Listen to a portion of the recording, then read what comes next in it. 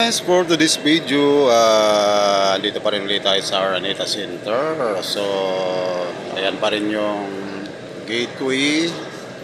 So, yan po yung farmers market. At yan po yung mga bilihan ng mga bulaklak, mga halaman.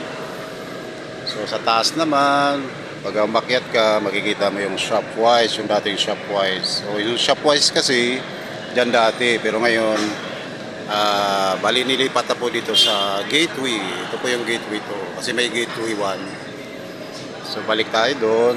Pag umakit ka ng kunti doon, ayan, mayroon tayo dyang SM, saka SM department store, saka yung sa Ali Mall.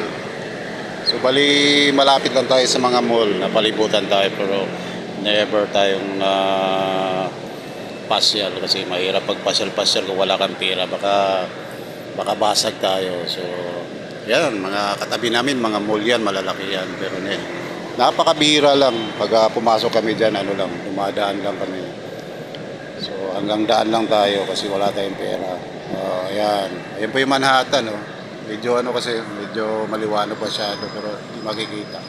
Pero yun po yung Manhattan yan dyan, Manhattan area. Tapos yan naman sa baba, nandyan po yung ITSA. So ITSA yan dyan. Okay, maraming salamat mga Lodi. Good afternoon.